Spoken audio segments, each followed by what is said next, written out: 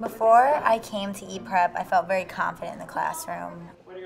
I thought that, I was pretty decent. I had taught in some public schools and inner city schools where I was kind of thrown to the wolves, basically, and I was told to just teach, keep the kids in my room, not send them to the principal's office, and everything would be great and grand. I thought I was ready to go, this would be no problem, and it was an eye-opener once I got here, and I saw the quality of the teachers that had been here, and it was shocking. I was used to just being on my own, not having anyone come in unless I had to have my mid-year evaluation, end-of-the-year evaluation. So it was a shock to me my first year when someone was in my classroom constantly, watching what I was doing, and not just coming in and watching me, but actually following up on what they saw, where I could improve, where I could make myself better. Those teachers that I admired, they helped me. They saw that, I was maybe a little weary about myself and my confidence, and they wanted to build me up. And that's one of the great things about our staff, is that we really do try and help each other so we all can get better. One of the fundamentals of teaching is checking for student understanding. Without actually checking for students to understand the material, you're not really teaching.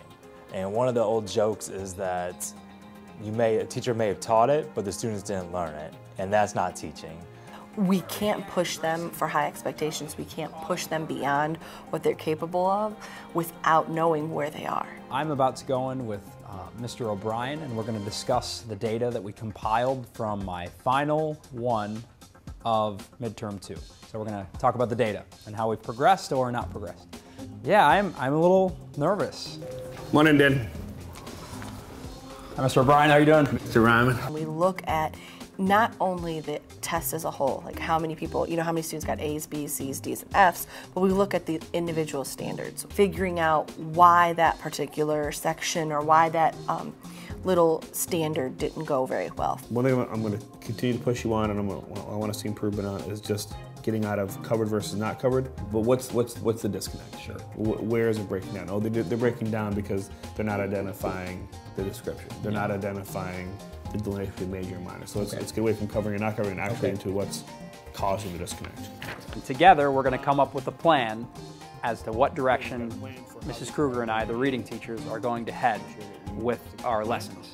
And that helps us use a spiral curriculum where we take old material that wasn't learned as well and kind of recycle it into new lessons that we're giving. So right now I'm going back in all those lesson plans that I taught during the nonfiction unit, and I'm going to pull out the areas where they struggled. For me, on one of my prior tests, it was on scientific knowledge. It was on their basis of what an independent variable and a dependent variable was, which is super confusing for kids. And I really had to reassess how I taught that. And it's really nice because we can look at each standard, but then we can look at each question. So the last data assessment that we had, I had 5 or 6 questions that every student got right in all of the 8th grade. So I knew that I covered those really well, but I had one question that the average, I think, was 35% got it right. Not so good. So figuring out what got them confused and where I can help them. The first time that my students scored lower than I thought, it was kind of numbing in a sense, because you go into it feeling like you've done everything possible to teach them these concepts, and then the data comes back and shows you that they really struggled on something that you thought they understood. So it's disheartening in a sense, but it's also very positive because it pinpoints that area where you need to improve. Instead of you racking your brain as to what could have gone wrong, it's there right in front of you. I think at the beginning we all were really scared. Oh my God, what if we didn't do a great job? Am I gonna be fired? But now, I'm excited. When I have my final, the first thing I want to do is grade papers. I had family coming in the last time, and all I did was grade papers. And they're like, what are you doing? And I said, but I want to know how they did. You get excited, just as the kids do. They're calling me saying, what did I get? What did I get? So I think that it just is all about making it about the kids. Because if you make it about you too much, then you tend to stress out. You tend to get that feeling of, oh my God, what happened? And you just need to stop and you need to look. The proof is in the pudding. It's right there in front of you. This is what they didn't get, and how can I fix it? Oh, this is great. Okay. Continue to rock it out, to do your thing. All right. And have a good day. Thank you, Mr. Bryan. Thank you, Mr. Raymond. There's a lot of talk out there that schools similar to ours that use data-driven instruction are teaching to the test. And this is actually the exact opposite. We teach what the students need to know to be on the track to college. We're teaching every concept that they're covering on the test, but then we're reaching deeper. We're teaching all of those inner workings, all of those explanations of why these things happen. If I'm teaching about space science, I don't just teach the topics that are covered on the Ohio Achievement Test. There was a meteor shower, so we spent a lot of time talking about why meteor showers happen, when they happen, how often they happen. That's not something that's covered on the Ohio Achievement Test, but it's something that they're interested in, and it's something that's important to them. I really believe that by pushing them at a higher level, like all of us do here, that the test to them is a piece of cake when it comes, because they already know they're capable of so much more.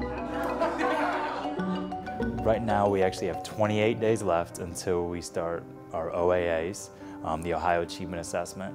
And that's always the big time of the year here at ePrep, in which we get to measure ourselves against all the other students in the state of Ohio. So every year it is kind of nerve-wracking, waiting on the results, figuring out where we stand with all the other students. So Mrs. Kruger and I, my co-teacher, we know that we need to go back. We need to really hit on those benchmarks. At this point in crunch time, I know what I need to do and what I need to reteach to ensure that they're ready for the OAA. It's our job as teachers to get them ready and prepared, and to get them excited that this is their first doorway that they have to get through so they can be on that track to college. The teachers here at ePrep are helping to close the achievement gap because they're willing to do whatever it takes to help our students. If it means coming in early, they come in early. If it means staying late, they stay late. If it means coming in on the weekends and Sundays and staying late to do copies, that's exactly what they do. I started my career out here as a 6th grade teacher.